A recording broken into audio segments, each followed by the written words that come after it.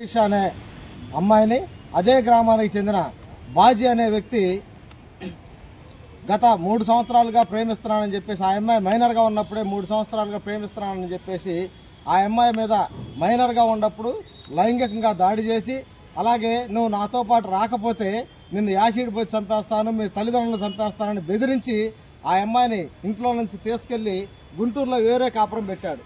వేరే కాపురం పెట్టిన తర్వాత జరీసా వల్ల తండ్రి గారు బొల్లాపల్లి పోలీస్ స్టేషన్లో బండ్లమూడు పోలీస్ స్టేషన్లో పోలీస్ కంప్లైంట్ ఇవ్వగా అక్కడున్న పోలీసు వారిని వెతికి తీసుకొచ్చిన తర్వాత ఆ అబ్బాయి మేజర్ అని చెప్పేసి వాళ్ళంతా మీరు ఇక్కడ బయటికి వెళ్ళి పెళ్లి చేసుకోండి అని చెప్పేసి చెప్పిన తర్వాత వాళ్ళు బయటికి వెళ్ళిపోయి వాళ్ళ తల్లిదండ్రులు వాళ్ళ తమ్ముడు చిరంజీవి అనే అబ్బాయి అతనికి ఫోన్ చేసి నువ్వు కానీ ఆ అమ్మాయిని ఒక మాదిగ అమ్మాయిని పెళ్లి చేసుకుంటే మన తల్లిదండ్రులు చచ్చిపోతున్నారు నాన్న ముందు తాగాడని చెప్పేసి బెదిరియంగా అతను అక్కడి నుంచి పారిపోయి వచ్చేసి ఆ అమ్మాయిని దారుణంగా మోసం చేసిన పరిస్థితి. ఈ పరిస్థితుల్లో మేము పై అధికారులను సంప్రదించగా అతని మీద పోక్సోతో పాటు SC ST సెక్షన్లో నమోదు చేశారు పోలీసు వారు.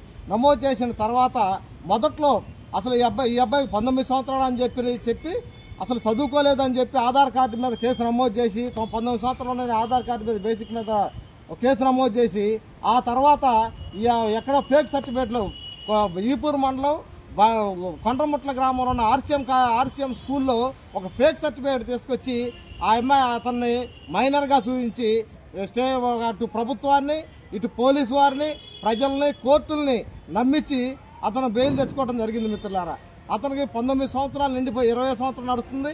అతని తమ్ముడు ఇప్పుడు డిగ్రీ సెకండ్ ఇయర్ చదువుతున్నాడు. అతని తమ్ముడు డిగ్రీ సెకండ్ ఇయర్ చదువుతున్నాడంటే అతనికే 19 సంవత్సరాలు ఉంటాయి. అతని అన్నయ్య బాజీకి సుమారు 20 సంవత్సరాల పైనే ఉన్నా కానీ ఒక ఫేక్ సర్టిఫికేట్ ప్రభుత్వాన్ని కోర్టుల్ని నమ్మించి ఆర్సీఎం స్కూల్లో ఫేక్ సర్టిఫికేట్ తెచ్చుకున్నారు. అదే ఒక రెసిడెన్షియల్ స్కూలు చట్ట ప్రకారం 1వ తరగతి నుంచి 4వ తరగతి లోపు అసలు అక్కడ హాస్టల్లో ఉండే సౌకర్యం లేదు.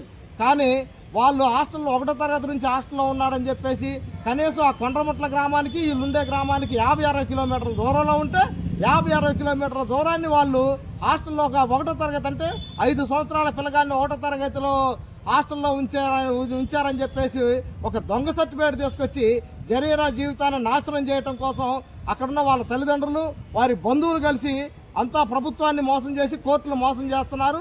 ఈ విషయం మీద మేము కలెక్టర్ గారిని కలుస్తాం. ఇప్పుడు విద్యాశాఖ అధికారిని కలిసాం. ఖచ్చితంగా ఆయన విచారణ జరిపిస్తాను, ఆ స్కూల్పై విచారణ జరిపిస్తానన్నారు. అలాగే కలెక్టర్ గారిని కూడా కలుస్తాం. కలెక్టర్ గారిని కలిసిన తర్వాత ఈ విషయం మీద వాళ్ళు స్పందించి ఆ అమ్మాయికి తగ్గ న్యాయం చేయాలని చెప్పేసి బహుజన సమాజ్ పార్టీకి మేము డిమాండ్ చేస్తూ ఉన్నాం.